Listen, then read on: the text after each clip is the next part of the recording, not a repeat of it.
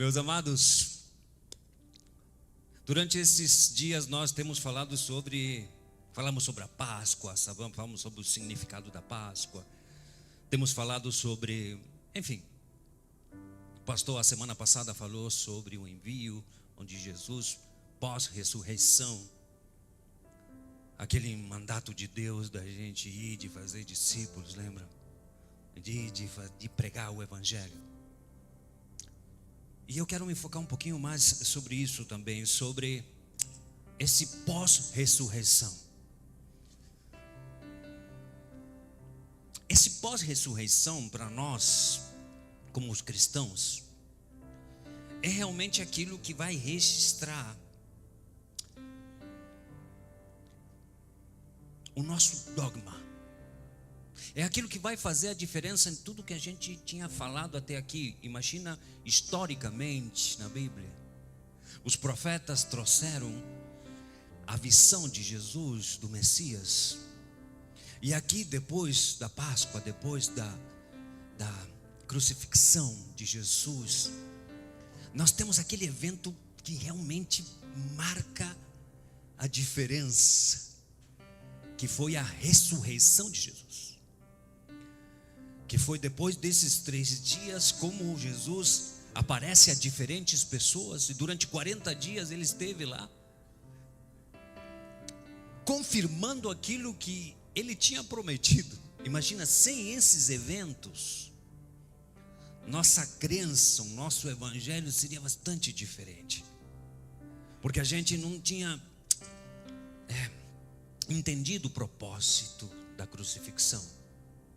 Bom, ao ponto que os mesmos discípulos de Jesus, eles foram entender tudo que Jesus tinha falado para eles no momento que Jesus ascende aos céus. Naquele momento diz que se abre os olhos deles, e eles compreenderam. Até aquele momento eles estavam inclusive muito confusos. Nós temos várias aparições que Jesus faz. A primeira aparição que a gente vê depois da ressurreição, desses 3 dias, diz que Jesus aparece a Maria Magdalena e a outras mulheres. Isso está ali em Mateus capítulo 28, versículo 1. A gente pode ver que Jesus aparece para elas, para as mulheres. O anjo aparece dizendo: por que vocês procuram aquele que está vivo entre os mortos? Lembra dessa passagem? E ela sai correndo contar. Tu imagina, não, eu não vou brincar com isso, mas tu imagina se o anjo tivesse aparecido para o homem? Até agora a gente estava esperando a informação. Sim ou não? O homem esquece de tudo que foi falado para ele. Mas as mulheres, Deus, na sua infinita sabedoria, Deus apareceu para a mulher saiu correndo para comunicar. Outra aparição diz que Jesus aparece aos 11 discípulos. Eles estavam reunidos lá. Isso está em Marcos capítulo 16, versículo 14. Diz que Jesus aparece aos 11 que estavam no cenáculo lá. Em várias ocasiões a gente vê, e numa desses momentos diz que Tomé, aquele considerado homem de pouca fé, lembra? Que ele queria tocar lá na ferida. Essa outra aparição que realmente, e coitado do Tomé, ele fica com aquele estigmatizado como homem de pouca fé. E eu falei isso em outras oportunidades aqui, que só porque ele perguntou: deixa eu tocar. Quem não faria isso? Talvez nós queríamos fazer isso. Deixa eu ver se realmente é tu, Senhor. Outra aparição diz que ele aparece lá em Galileia. Mateus capítulo 28, versículo 16. Jesus aparece aos discípulos na Galileia durante aquela pescaria milagrosa. Encoraja eles a missão daquilo que nós temos para fazer como parte da extensão do reino de Deus e de fazer discípulos. Em aquele momento a gente vê o nosso chamado ser desenvolvido aí. Depois nós temos o evento quando Jesus ascende aos céus. E isso vai fazer toda a diferença para os discípulos. Diz que aí abre os olhos deles. E eles começam a entender o propósito da cruz.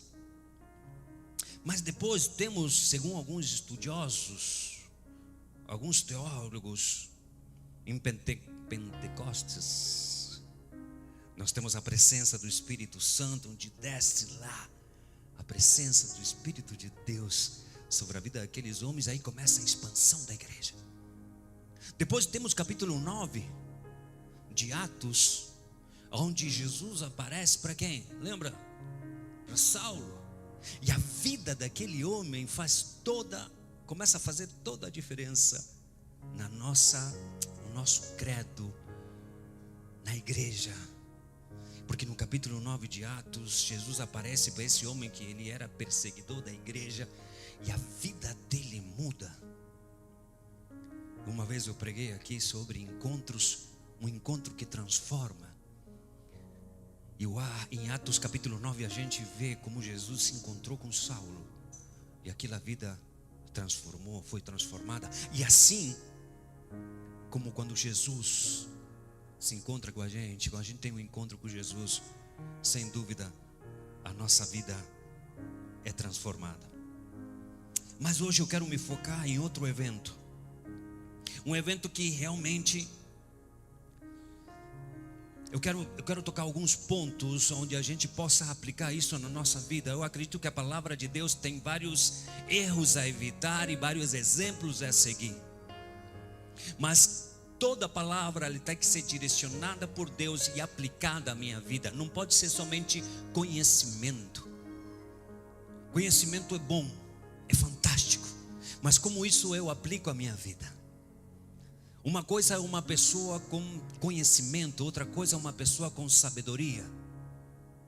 Uma pessoa com conhecimento, ela sabe, conhece, tem o QI alto. A sabedoria é colocar em prática aquilo que ela sabe, aquilo que ela leu, aquilo que ela aprendeu, e conseguir viver a palavra de Deus. Isso é sabedoria.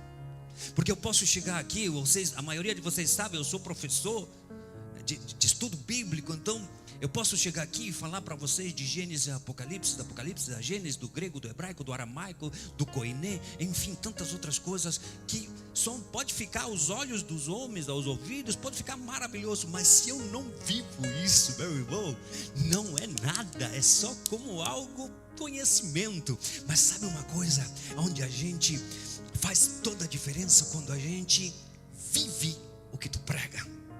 E uma pessoa que vive o que prega, tu sentes que tem algo diferente, sabe por quê? Porque é como falavam de Jesus, ele fala como quem tem autoridade. Então o conhecimento hoje, a gente abre o Google lá, e a gente tem vários versículos, interpretações bíblicas, e fantástico, e maravilhoso, eu acho isso muito bom. Mas quanto do que a gente escuta, sabe, conhece de Jesus a gente consegue viver? Sem ser o domingo passado, o outro, eu falei da Páscoa, e eu falei sobre o poder da cruz, lembra? O poder que tem a cruz, como a gente precisa viver o poder da cruz. Precisamos ser cristocêntricos. Mas hoje eu quero que vocês abram suas Bíblias lá em Lucas capítulo 24, versículo 13, tem uma passagem maravilhosa aqui. Os discípulos no caminho a Emaús. Aqui Jesus também aparece. 24:13 de Lucas. Marcos relata um pouquinho essa história, mas em 2 versículos, capítulo 10, versículo 12 ao 13, relata um pouquinho, muito rápido. Mas Lucas nos dá algo mais geral desses 2 discípulos. Lucas 24:13 diz: naquele mesmo dia 2 discípulos estavam indo para a aldeia chamada Emaús, que ficava a uns 10 ou 11 quilômetros de Jerusalém. Versículo 14: e eis que, conversando a respeito de tudo que tinha acontecido, enquanto conversavam, discutiam, o próprio Jesus se aparece a eles. Porém os olhos deles estavam como que impedidos de reconhecê-lo. Então eles lhe perguntou: o que estão vocês discutindo pelo caminho? E eles pararam entristecidos, diz o texto aqui, entristecidos.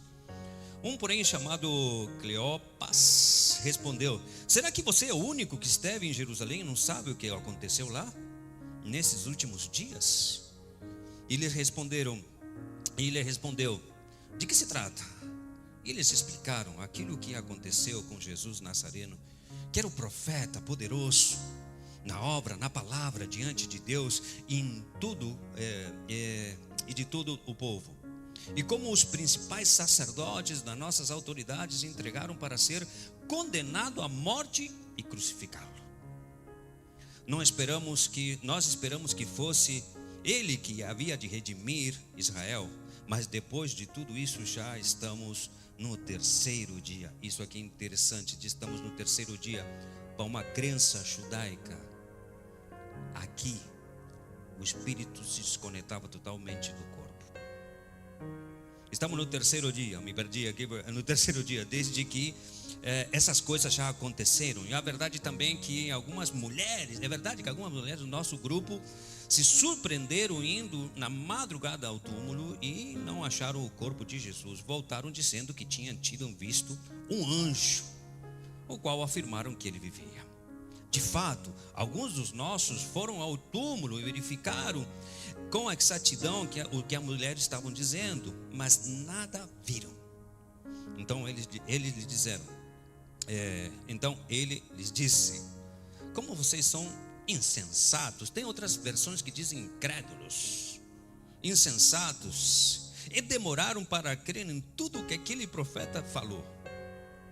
Não é verdade que o Cristo tinha que sofrer para entrar na sua glória? E começando por Moisés e todos os profetas, explicou-lhes que contavam a respeito dele nas Escrituras.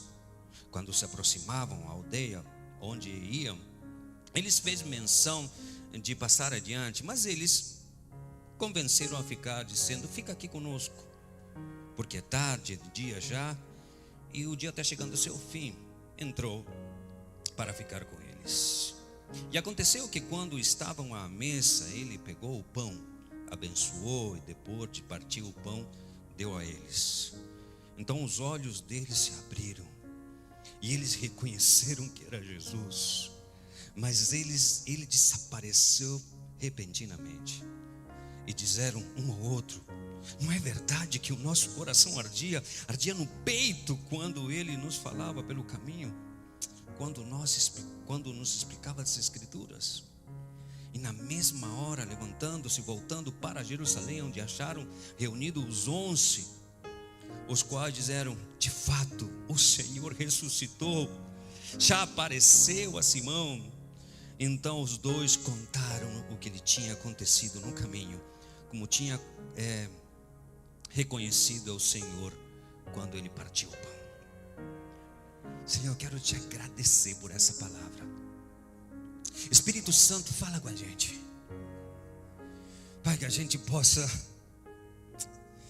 entender. Senhor, me dá a graça, me dá a sabedoria, Deus, para poder colocar aquilo que está no coração, aquilo que tu tens falado no meu coração, Pai, e que a gente possa ser terra fértil para receber da tua verdade, em nome de Jesus, amém. Queridos, essa história dos discípulos de caminho a Emaús é uma história muito conhecida. É uma das últimas narrativas de Lucas. Como eu falei, Marco fala em 2 versículos sobre isso, mas Lucas ele dá já algo mais. A palavra Emaús é uma expressão hebraica que significa Hamat, que significa fonte de água quente. Presta atenção nisso, fonte de água quente. E fica aproximadamente, como diz no texto lá, entre 10 e 11 quilômetros de Jerusalém. Então a pessoa tinha que caminhar até lá 10, 11 quilômetros para poder estar com Jesus. Presta atenção que esses homens aqui, eles eram de Emaús. Segundo alguns historiadores bíblicos, diz que uma vez por semana, 2 vezes por semana, eles eram discípulos de Jesus. Eles iam até Jerusalém para poder estar com Jesus, ser instruído por Jesus e ser enviado por Jesus, 1 ou 2 vezes por semana. Quando não estavam caminhando, eles eram parte daqueles 70, tá? Presta atenção o esforço que eles faziam para estar com Jesus. Presta atenção o esforço que a gente faz para vir na igreja para estar com Jesus. Quantos dos que estamos aqui lutamos muito para vir domingo na igreja? Fala a verdade. Não, esquece a igreja, vamos deixar a igreja de lado, porque eu sempre digo que a igreja é um reflexo daquilo que a gente tem com Deus no nosso dia a dia, certo? A gente vem aqui para adorar a Deus, para estar com Deus, para estar, para estar como corpo de Cristo, para a gente adorar, para a gente ser abençoado, escutar uma palavra, ser direcionado, mas simplesmente aqui a gente vai refletir aquilo que a gente vive com Jesus na intimidade, lembra? Entra no teu quarto, fecha a porta, na intimidade é o que a gente faz a diferença. Presta atenção que muitas pessoas, eu sei que aqui não, lá no meu país, no Uruguai, aqui não, que tem pessoas que não querem gastar tempo com Jesus. Tem pessoas que estão na sua casinha quentinho lá, com seu chimarrão, com seu café, enfim, com a lareirinha ligada, acesa, e não querem passar tempo com Jesus lá em casa, porque hoje temos esse privilégio, o véu se rasgou e eu posso estar com Jesus e passar um tempo de intimidade com Deus lá na minha casa. E tem pessoas que não querem, diz que não tem tempo para isso. Presta atenção. Será que não temos tempo ou a gente não tem interesse? Será que a gente não tem tempo de ir para as escrituras? Como eu sempre falo para vocês, 74 horas e 45 minutos a gente lê toda a nossa Bíblia. 75 horas, eu já falei isso em outras oportunidades. 1 hora por dia, 75 dias a gente lê toda a nossa Bíblia. Meia hora por dia, 150 dias a gente lê toda a nossa Bíblia. 15 minutos por dia a gente lê toda a nossa Bíblia em 300 dias. E a gente diz que não tem tempo. A gente não sabe o que não é tempo, é falta de interesse. Porque a palavra de Deus diz que onde está teu tesouro, lá está o quê? O teu coração. Se realmente isso fosse importante para ti, tu ia pagar o preço de estar com Jesus e de escutar Jesus, de escutar a voz de Deus. Mas esses homens caminhavam 11 quilômetros para ir, 11 quilômetros para voltar, 22 quilômetros para estar aos pés de Jesus. Caminhando, não tinha táxi nem Uber. Caminhando para estar aos pés de Jesus. Tu sabe que estar aos pés de Jesus, vê lá, quando Paulo ele se criou aos pés de Gamaliel. Estar aos pés de alguém era reconhecer a autoridade e reconhecer que ele precisava ser instruído por aquela pessoa. Lembra de Marta e Maria? Teve uma que estava aos pés de Jesus, porque ela estava reconhecendo, ela estava dizendo: eu quero ser tua discípula. Quantos dos que estamos aqui queremos estar aos pés de Jesus? Mas para estar aos pés de Jesus, nós precisamos pagar um preço e renunciar a certas coisinhas, porque Jesus já fez isso na cruz. Ele já morreu por mim na cruz. Ele ressuscitou para me dar uma oportunidade de eu poder ter o livre acesso de estar com Jesus todos os dias da minha vida. Então tem uma parte que me pertence, tem uma parte que eu tenho que pagar o preço de estar na intimidade com Deus.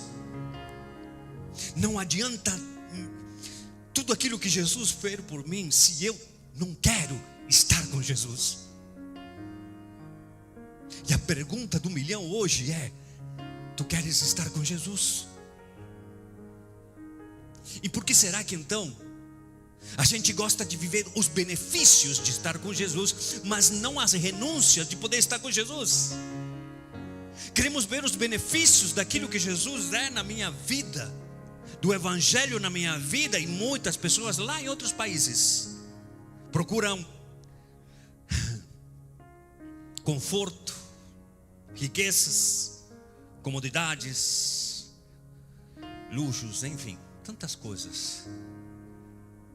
E usam um texto fora de contexto para dizer: procurar o reino de Deus, suas justiças, e todas as coisas te serão acrescentadas. E o texto não diz isso. O texto diz: e todas estas coisas te serão acrescentadas. Aquelas que tu falou antes. as coisas básicas não vão te faltar, porque tu é bendito. E uma pessoa bendita é facultado para prosperar em todas as áreas da tua vida. E tu é bendito simplesmente porque tu é filho, não pelo que tu faz, mas sim pelo que tu é. E tu é filho. Então, como filho, nós precisamos ter esse contato com o nosso Pai, e precisamos renunciar ao nosso conforto muitas vezes, para nos levantar um pouquinho antes, para ter um tempo de qualidade com o nosso Pai, para ler as Escrituras, para ser direcionado pela palavra de Deus, para escutar a voz do nosso Pai. Só que a gente não quer pagar o preço de estar com Jesus. Mas esses homens aqui, 11 quilômetros. Imagina que a gente hoje tivesse que caminhar 11 quilômetros. Hoje temos carrinho no ar condicionado a 3 quilômetros. Bom, eu acho que eu sou um dos que mora um pouquinho mais longe. Eu faço 20 quilômetros para chegar aqui. Não é tanto também. Mas anda por aí, né? Galopes pode ficar quantos quilômetros? 10 quilômetros? Fica daqui mais ou menos. E lá em cima, na colônia, mais ainda. Mas eu venho de carro. É 5 minutos. Não é 5 minutos. Mas alguns minutos. Tem gente que mora aqui perto, e no horário do culto tem uma dificuldade para vir na igreja. Não. Hoje não está o gordinho, então a gente pode falar.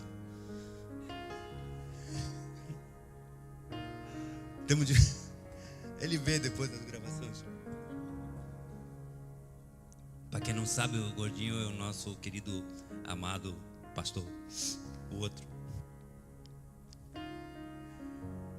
Quantos de nós temos dificuldade de vir na igreja? Quantos de nós temos dificuldade de orar, de pegar a Bíblia, de ler um capítulo da nossa Bíblia? Mas enfim, essa é só a parte da introdução.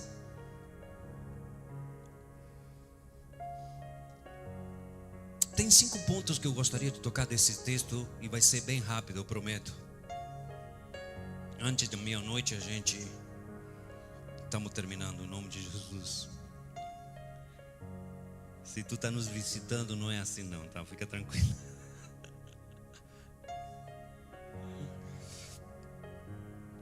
O primeiro ponto que eu gostaria de tocar sobre esses discípulos, presta atenção numa coisa, diz que eles estavam no caminho errado. Eles estavam indo para onde? Para onde? Emaús. Eles estavam saindo de Jerusalém para onde? Emaús. Tu quando faz, eu dou aula de estudo bíblico, né? Eu sou professor na Chocum. Então o que acontece? Quando tu faz essas perguntas assim, tu pergunta e tu olha para os alunos, tu diz: eles vão para onde? E aqui está igualzinho. Vai para onde? Emaús. Com convicção, meu irmão. Acabamos de ler o texto. Para onde eles vão? Isso. Se tu erra mais convicto que está errado. Mas eu escutei um cara hoje, faz pouco, diz que tem tanta gente falando bobagem do púlpito, mas como fala com convicção, o pessoal crê. Que terrível isso. O poder de persuasão e de convicção. Não, é assim, amém. Não é assim, o cara diz que não é assim. Enfim, a primeira coisa que precisamos prestar atenção é que eles estavam indo para o caminho errado. Eles estavam indo para Emaús, e eles deveriam permanecer onde? Onde? Em Jerusalém. Jesus tinha falado para eles que eles precisavam ficar em Jerusalém até o momento da promessa chegar. E eles estavam saindo já de Jerusalém, porque diz que o terceiro dia já não tinha mais esperança. Meu querido irmão, conhecemos tanto de Jesus, escutamos tanto de Jesus, falamos que tantas coisas de Jesus, e a gente vira e mexe, não sei se é essa a palavra, a gente se desvia do caminho por nossa incredulidade, por nossas ansiedades e por a gente não esperar na soberania de Deus.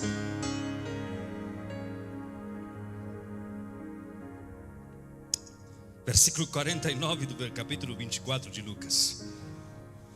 Vamos lá, 49. 49 diz: eis que eu envio sobre vocês a promessa do meu Pai, permanecer na cidade até que vocês sejam revestidos do poder que vem do alto. Jesus tinha dado um direcionamento para eles: vocês permaneçam aqui. Quantos dos que estamos aqui, por nossas ansiedades, por nossa incredulidade, por nossa falta de fé, Deus nos dá um direcionamento, Deus nos dá uma palavra, Deus nos dá uma promessa, e como Deus não faz do jeito que a gente quer, a gente começa a pegar outros caminhos. Começamos a escutar outras vozes. Começamos a escutar aquelas vozes que vão confortar mais meu coração. E muitas vezes o nosso coração, a palavra de Deus diz que o nosso coração é enganoso, mas que todas as coisas, quem o conhecerá? Eu o conheço, diz o Senhor. Meu querido, nós muitas vezes, em nome do meu coração, que a palavra coração, traduzido na Bíblia, são as minhas emoções. Eu sempre falo isso aqui. Se eu vou colocar em algum lugar do meu corpo, as minhas emoções não é no coração. O coração é simplesmente os músculos, é aqui na minha mente. Quando eu falo de cura da alma, ou falo de alma, estou falando das minhas emoções. E muitas vezes o coração, que a Bíblia diz enganoso, o coração é aqui. As minhas emoções são muito enganosas. De repente eu estou muito alegre, muito triste, e se eu vou filtrar a palavra de Deus simplesmente pelas minhas emoções, a gente pode se desviar rapidamente, porque um dia eu estou feliz, outro dia eu estou triste, um dia eu estou feliz. Não, tem coisas que a gente tem que filtrar pela razão mesmo, o entendimento da verdade de Deus, da palavra de Deus. Porque 2 mais 2, a verdade é 4. E se tu está triste, é 4. E se tu está alegre, continua sendo 4. E se tu está mais ou menos, continua sendo 4. Porque é a verdade. Agora, quando eu filtro a palavra só pelas minhas emoções, talvez 2 mais 2, não sei se é 4. Será que Deus realmente existe? Será que é verdade tudo isso da ressurreição? Tu sabe que até agora estão querendo confirmar de que a ressurreição de Cristo é uma quimera, uma ilusão, que se inventou isso, sabe para quê? Porque se eles fazem com que isso seja uma verdade, lembra que uma mentira não tem valor em si mesmo, até que eu não repita, sempre a mesma coisa. Chega um momento que se tu não conheces a verdade, porque uma das estratégias de Satanás, do diabo, qual é? É o engano, que é uma mentira disfarçada de verdade. Tu começa a acreditar aquilo como se fosse verdade, e se eu te repito, tu não presta. Tu chega um momento que tu olha para o espelho, tu diz: nossa, Deus poderia ter me feito diferente. Porque uma mentira não tem valor em si mesmo até que eu não repita sempre as mesmas coisas. Estão querendo comprovar de que Jesus não ressuscitou e foi um invento dos discípulos. Por quê? Porque se eles começam a falar disso, toda o nosso credo vai perder o sentido. Por isso Jesus, com toda essa, ele começou a aparecer a pessoas, e a fazer a diferença, e a fazer milagres, como aquela pescaria milagrosa. E ele começou a aparecer, e ele começou a fazer um movimento diferente em meio do povo. Meu irmão, se Jesus está nesse lugar, coisas acontecem, porque ele está aqui.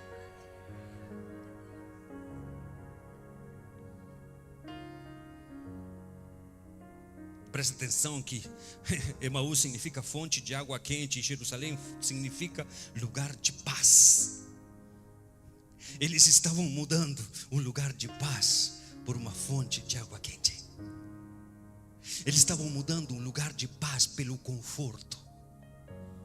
Eles estavam mudando um lugar onde eles tinham que esperar para o seu conforto, pelo seu conforto, pelo seu lugar de segurança. Muitos de nós, presta atenção nisso, meu irmão.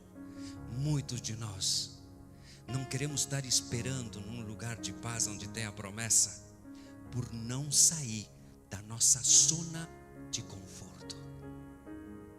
Em Jerusalém eles tinham que esperar, e a dúvida começou a fazer parte da vida deles, e eles saíram do caminho.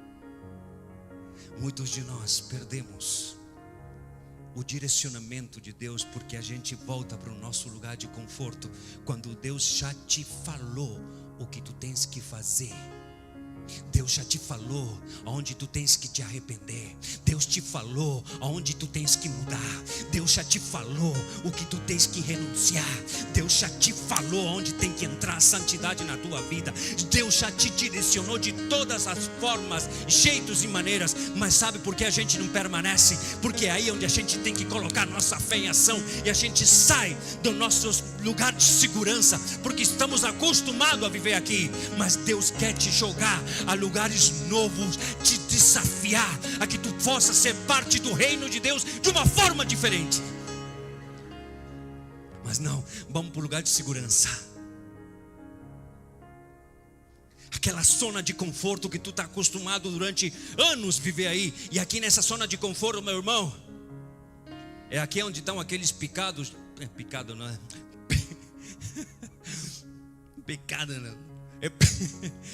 Pecados de estimação. É lá. É a zona de conforto. A gente se acostumou aqui a viver com os pecadinhos de estimação.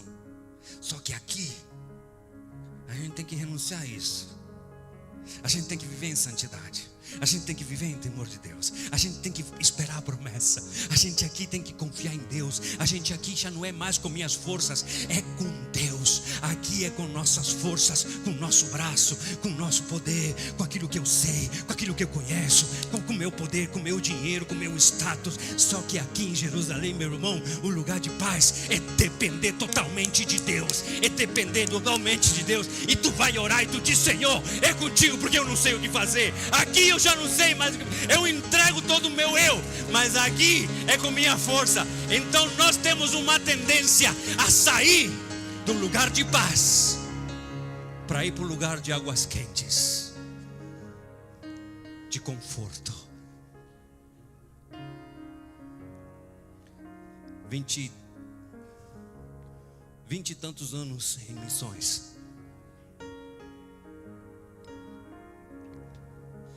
Hoje, com minha família, nós já moramos em diferentes lugares, sendo direcionado por Deus, como vocês já sabem. Faz 5, 6 anos que a gente está em Caxias. Mas quando a gente saiu com uma palavra de Deus com minha esposa, essa linda mulher que está ali, e uma menina pequenininha, 1 aninho e pouco, a que casou faz pouco, aquela que casou agora, ela saiu com a gente para o Chile. O que nós tínhamos? 2 malas e uma promessa e uma palavra. Tu sabe quantas vezes quis voltar para Emaús? Mas permanecemos ali porque nós sabíamos o que Deus tinha nos falado. E fomos para um país longe, mas não era muito longe. Mas o Chile era, para mim, que eu era uma cidade, era um lugar longe. Não conhecia praticamente ninguém. A base da Jucum pequenininha, um país caro pra caramba. Tu ia comprar o pão, precisava um rim. 1 quilo de carne, a outra parte do rim. E a gente não tinha como se sustentar, com uma filha pequenininha. Eu vou contar só uma história, tá? Depois eu conto outros. Mas um dia antes da gente, porque foi lá onde a gente se formou, tá? Onde foi lá onde a gente, enfim, fizemos nossos cursos lá. A minha filha ficou sem fralda, sem leite. Bom, sem as coisas básicas a gente não tinha. Eu me ajoelhei 20 e poucos anos. Hoje eu estou com 50. Não parece, mas é, quase. Me ajoelhei com minha esposa, naquele quartinho lá onde a gente morava. Senhor, Tu deu uma palavra. Tu me chamou a trabalhar integralmente. Tu é o dono do ouro e da prata. Minha filha não tem dinheiro, não tem fralda, não tem leite, mas foi Tu que me chamou aqui. Então é contigo. Eu fui para a aula porque eu estava fazendo meus cursos. Quando eu volto, meu irmão, não falei para ninguém, porque nessa época eu era muito orgulhoso. Hoje já sou pouquinho, mas depois calma. Não falei para ninguém, porque na minha concepção, se Deus me chamou, é com Ele. O que tinha lá, uma cesta, com quê? Com fralda, com leite, com iogurte, muito além daquilo que a gente pediu para Deus. Sabe por quê? Porque Deus queria confirmar que meu lugar não era voltar para Emaús. Meu lugar era para ficar ainda em Jerusalém. Estou fazendo uma alegoria. E assim como isso, uma vez chegou uma oferta para nós de Rancagua. Quem conhece o Chile? Quem conhece o Chile aqui? O resto é tudo pobre. Não, estou brincando. Rancagua, de Pichilemu a Rancagua fica não sei quantos quilômetros, 400 quilômetros. Chegou uma oferta para uma família que tinha chegado do Uruguai. Eu sou parte da Chocum, que é uma organização missionária, para quem não sabe, tá? Chegou uma oferta, chegou alguém lá, diz: gente, alguém que chegou do Uruguai, uma igreja mandou uma oferta para uma família que chegou do Uruguai com uma menina pequenininha faz pouco tempo. O cara procurando alguém lá. Digo, cara, eu cheguei do Uruguai. Ele disse: tu tem uma menina pequenininha? Sim, foi assim. Então isso para ti. Não tinha mais ninguém com menina pequenininha. 200 mil pesos chilenos. Bota que seria, não sei, 400 dólares. Nossa, eu fiquei grandão aquele dia. Queridos, presta atenção numa coisa. Eu sempre faço um exemplo. Quando teu pai te mandava comprar pão na padaria, presta atenção nisso comigo. Quando teu pai te mandava comprar pão na padaria, ele te falava assim: vai na padaria e traz 10 cacetinhos, sim ou não? E 1 litro de leite, tá? Ele te dava o dinheiro, sim ou não? Certo? Ou te dava alguma autorização, ou cartão, mas na minha época não tinha cartão, anotava naquela coisa. Ou te dava uma autorização para tu pegar aquele pão, sim ou não? Essa é a imagem que eu tenho de Deus, meu irmão. Se meu pai, finito, pecador, ele me mandava com autoridade para eu fazer as coisas, quanto mais Deus. Se Deus te manda fazer, Ele te dá autoridade, Ele assina embaixo e diz: vai lá, meu filho, que eu estou contigo. Eu não sei o que Deus tem te mandado fazer, meu irmão, mas se é para tu permanecer lá, permanece. Não duvida, acredita. Se Deus te falou assim: querido, permanece lá, porque a cura vai chegar, a cura vai chegar. Se tu diz assim, se Deus te diz assim: permanece lá, porque tua família vai ser restaurada, tua família vai ser restaurada. Se te falou para ficar ali, fica ali, porque Ele vai fazer do jeito que Ele quer, da forma que Ele quer. Só que esses irmãos aqui começaram a duvidar, a incredulidade começou a ser parte da vida deles, e eles começaram a duvidar da soberania de Deus. E aos poucos, quando a gente começa a duvidar, eles começam a voltar ao seu lugar de segurança, com o meu braço, com minha força, do meu jeito e como eu quero. Só que não é do teu jeito e não é como tu quer. Que eu vou te dar uma novidade que talvez tu não sabia, uma revelação. Tu não é Deus, Ele é Deus. Ele faz do jeito que Ele quer. Esse é o primeiro ponto da introdução. Eu falei que eu ia ser rápido hoje. Presta atenção no segundo ponto. Diz que eles não conheceram Jesus. Meu irmão, eu uma vez estava lá em Oiapoque. Já contei essa história, mas eu vou contar de novo, porque diz que quando tu conta 30 vezes a mesma história, o pessoal fica com aquilo na cabeça. Oiapoque, no extremo do norte. Alguém conhece o Pará aqui? Alguém conhece o Oiapoque? Mais pobre ainda. Não, estou brincando, gente, por favor de Deus. Não vai sair daqui dizendo pro gordinho que eu chamei vocês de pobre. Mas eu estava no Pará. Lembra que eu contei? A outra vez eu contei isso aqui. No congresso de jovens lá. E eu perguntei o que significava a Páscoa. Lembra que eu falei? E todo mundo, se eu falo para ti de Páscoa, o que vem na tua cabeça? E 200 jovens, líderes de jovens, tá? Eu falei, a outra vez que eu preguei, falei isso. Só para trazer a memória. Líderes de jovens, eles falaram assim: ah, pastor, primeira coisa que vem na minha cabeça é chocolate, é coelhinho. Enfim, tudo aquilo que a gente vem na cabeça quando a gente fala de Páscoa. Que coelhinho e chocolate não tem nada a ver com a Páscoa, tá? A partir desse momento, Deus me falou que eu tinha que ser cristocêntrico. Não sei se tu lembra que eu falei uma vez isso. E me deu uma palavra em Mateus capítulo 7, versículo 21, onde diz: nem todo mundo que me diz Senhor, Senhor, entrará no reino dos céus, e a não ser aquele que faça a vontade do meu Pai.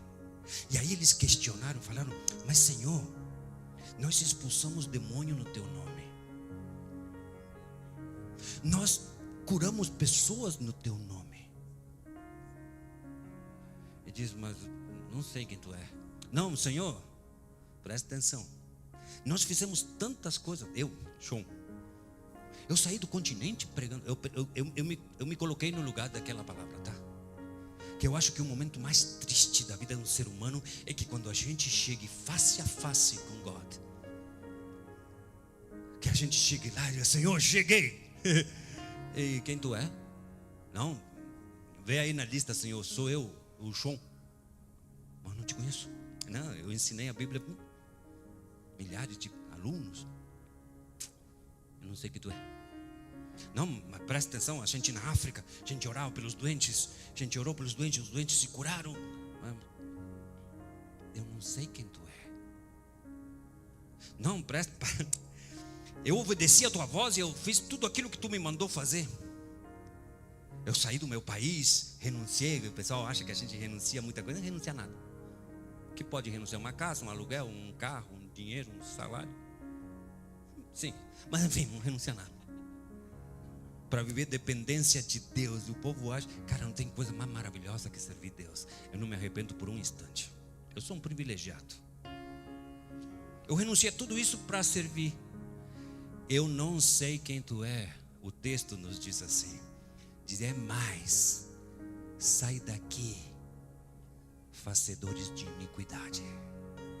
Ou tu que é pecador, fala algo assim. Imagina esse momento, meu irmão, que tu chegou, acreditou fazer muitas coisas para Deus, e que Deus diga: eu não sei quem tu é, mas eu limpei a igreja, eu não te conheço. Não, mas por que fala isso o texto, meu irmão? Porque a gente precisa entender que nem esses discípulos se acredita que eles eram aqueles dos 70 que Deus mandou de 2 em 2, lembra? Esses de Emaús aqui era um daqueles discípulos que estiveram com Jesus, que viram os milagres de Jesus, que curaram pessoas no nome de Jesus. Eles foram enviados por Jesus. Eles comeram um pãozinho que Jesus multiplicou. Eles viram os milagres de Jesus. Estavam face a face com Jesus e não reconheceram Jesus.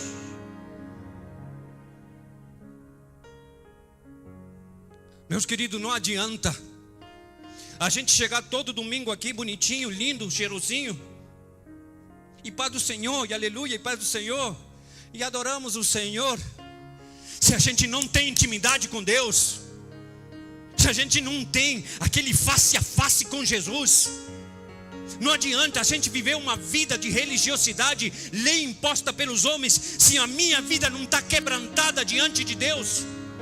Porque a palavra de Deus diz em Salmos, diz que perto está o Senhor daquele que tem um coração quebrantado. Não adianta eu fazer as vezes de ser um crente se eu não conheço Jesus, se eu não tenho intimidade com Jesus. Eu posso fazer tudo o que Jesus me manda fazer, mas Jesus pode não me conhecer. Jesus pode nem saber quem eu sou. Eu sei que é difícil, eu estou fazendo só um exemplo, tá? Porque Deus te conhece. O que eu estou falando é sobre intimidade com Deus. Eles estão com Jesus, falando com Jesus, e eles não reconheceram Jesus. Aí os teólogos te dizem, não, sim, o que acontece é que os olhos deles, sim, fantástico, é muito lindo a gente encontrar essas partes mais românticas do texto, mas o fato é que caminhavam com Jesus e não conheceram Jesus, porque a cabeça dele, as emoções deles, tudo o que eles estavam vivendo, já não estavam mais no reino, e sim em Emaús. Mas como é possível isso? Sim. Tem muitas pessoas que chegam aqui e dizem, nossa, que palavra abençoada, que maravilha, eu me senti como assim no céu, aquele culto lindo, maravilhoso, adoração, foi tudo, os irmãos, tudo. Só que chega na casa dele e parece que aqui onde desmora. Por quê? Porque ele não consegue permanecer na palavra que Deus deu para ele. Rapidamente esmorece a sua fé e rapidamente volta para Emaús. Estou fazendo uma alegoria, tá? Pelo amor de Deus. E diz assim, não, cara, maravilhoso o culto. Pregador, aquele gordinho falava meio enrolado, mas de repente eu entendi alguma coisa. E o Espírito Santo falou, porque o que importa aqui não é o que eu falo, é o que o Espírito Santo te fale. Só que chegou aqui, daqui a 2 dias, isso a gente começa a esquecer, porque isso não passa a ser vida na minha vida. Eu tenho conhecimento, mas não consigo viver.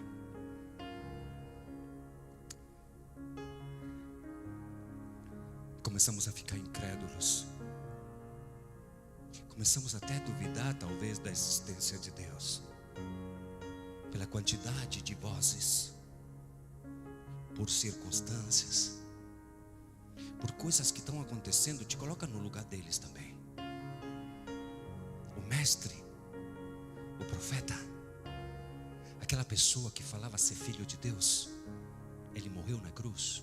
E a expectativa de todo judeu era o quê?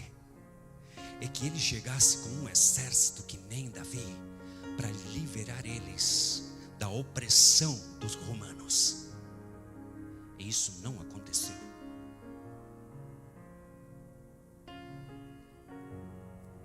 Na cabeça dele, aquele era o Messias, que ia trazer libertação para os judeus. Só que na cabeça deles isso não aconteceu, porque eles não entenderam o poder da cruz e começaram a esmorecer na sua fé. E começaram aos poucos a sair para Emaús. Como muitos de nós, em muitas ocasiões, a gente volta para Emaús pelas circunstâncias, pela opressão, pelo que dirão, pela opinião de muitas pessoas, pelas vozes que estão ao nosso redor. A gente tem uma tendência a deixar o lugar de paz e voltar para o lugar de conforto. E muitas vezes aqui não é lugar de muito conforto, não. Se te falaram que quando tu chegasse para o Evangelho, tu ia parar de sofrer, que tu nunca mais ia sofrer, mentira. Porque a palavra de Deus diz, sabe o que? No mundo tereis aflição, mas tem ânimo, porque eu venci o mundo. Quando a palavra de Deus nos diz que bendito sereis e bendita será a tua casa, capítulo 28 de Deuteronômio: se atentamente ouvires a minha voz, escutares meus mandamentos, bendito sereis, e bendita será a tua casa, e bendita será a tua despesa, e por um caminho virão contra ti, por 7 fugirão de ti. Está dizendo que tu é uma pessoa facultado para prosperar, e que tu não estás sozinho, Deus está contigo. E eu creio que Deus prospera, eu creio que Deus abençoa, mas não é só isso, a gente precisa permanecer. O que diz João 8,32, lembra? Não lembra nada? Fala, erra com convicção, pelo amor de Deus. Conhecereis? Conhecereis? Isso fala João 8,32, certo? A gente memoriza isso até para quando a gente está orando por libertação. Conhecereis a verdade te libertará, aleluia. Mas isso é uma consequência do 8,31. Por isso diz, e conhecereis a verdade. O 8,31 diz o quê?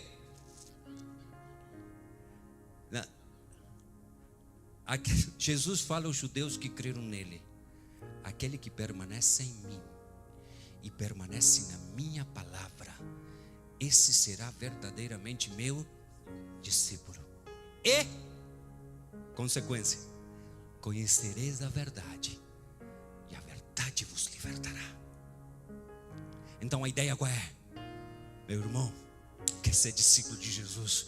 Permanece em Jesus, permanece na palavra, permanece naquilo que Ele te direcionou. Não vá para Emaús, fica quietinho lá, fica onde Deus te mandou ficar, faz o que Deus te mandou fazer. Não é do teu jeito, é da forma de Deus, é como Deus quer, porque Ele é Deus. Então permanece na sua palavra. Qual é a palavra rema que Deus tem te dado? Permanece lá, até que Deus não te fale outra coisa, até que Deus não te fale uma coisa diferente. Tu permanece em Jerusalém e fica lá. Está difícil? Sim, está difícil, mas permanece, que vai chegar um momento onde Deus vai se glorificar na tua vida de uma forma sobrenatural. E aquele momento que tu viveu, que talvez foi difícil, tu vai dizer glória a Deus, porque de ouvido te ouvi ouvido, mas agora meus olhos te veem. Permanece. E para concluir, são 5, mas eu vou concluir com 3. Presta atenção, eles não conheciam Jesus. Eu sempre falo uma coisa, tem uma equação maravilhosa que uma vez eu estava lendo, isso ficou na minha vida. Quanto mais intimidade, mais santidade, lembra? Quanto mais intimidade com Deus, mais santidade. Intimidade, eu me postro diante de. Se eu sou um mentiroso, se eu começo a mentir, eu estou me postrando diante da mentira. Mais eu me pareço a isso. Lembra que eu falei uma vez isso? Se eu me postro diante da pornografia, eu mais me pareço a isso. Então minha mente vai ser condicionada a isso, a imoralidade. Se eu me prostro diante da corrupção, mais eu me pareço a isso. E eu vou refletindo aquilo, eu começo a ter um hábito daquilo que a minha cabeça adora ou é íntimo. Mas quanto mais eu tenho intimidade com Deus, mais eu me pareço a quem? A Deus. Quanto mais intimidade, mais santidade. Eu sou cortado, separado para Deus. Amém. E quanto mais santidade, porque sem santidade é impossível o quê? Não diz agradar a Deus. Sem santidade é impossível. Sem fé é impossível agradar a Deus. Sem santidade é impossível ver Deus. Quer dizer que quanto mais intimidade, mais santidade. E quanto mais santidade, mais revelações eu tenho do caráter de Deus. Querido, intimidade com Deus precisa ser o nosso foco. Tempo de qualidade com Deus. Tem coisas que o gigante está grande, eu sei. Mas quanto mais tu olha para o gigante, mais grande ele fica. Mas quanto mais tu olha para Deus, mais pequenininho fica esse gigante. Porque tu vai ter revelações das coisas de Deus.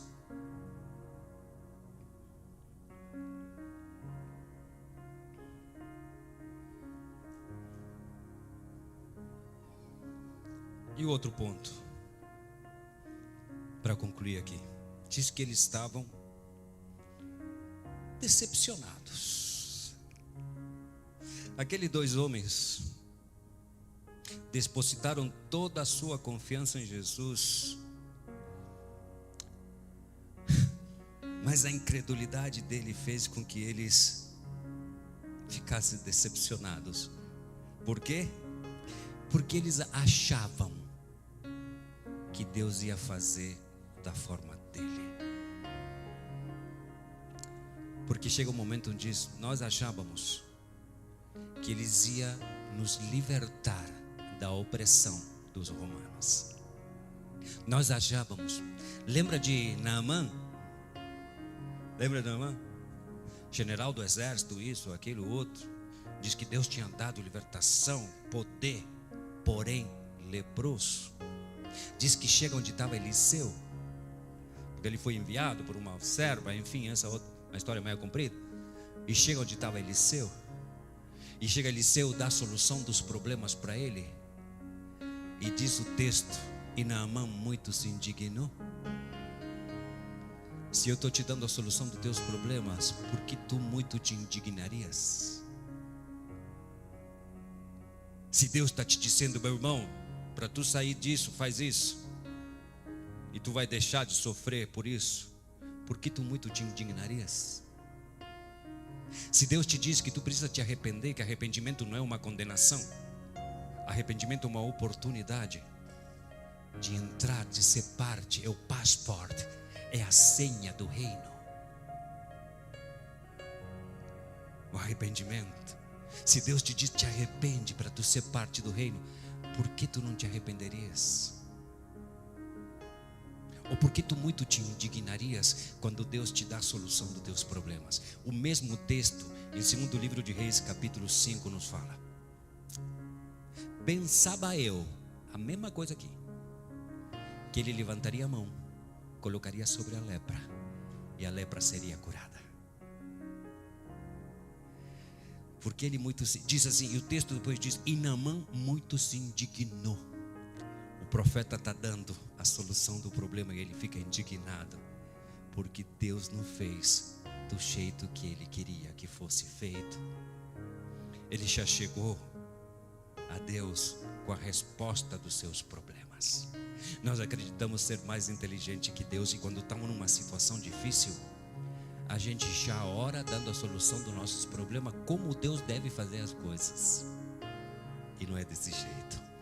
Diz que eles ficaram decepcionados, indignados, porque Jesus não fez o que eles achavam que ia fazer.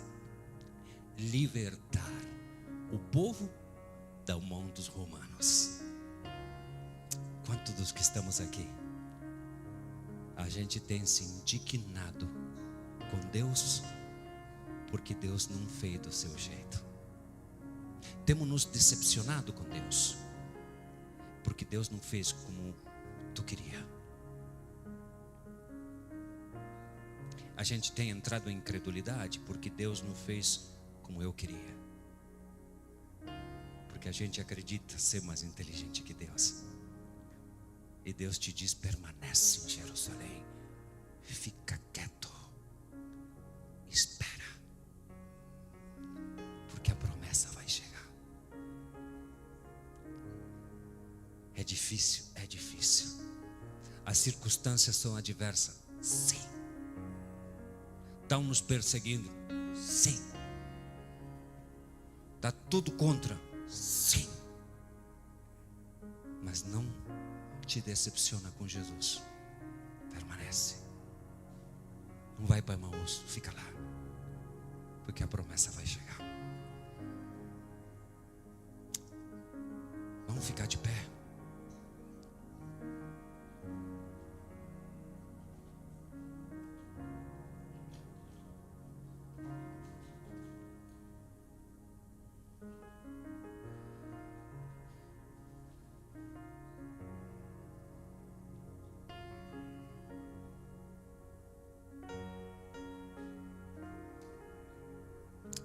Já é o terceiro dia e nada aconteceu.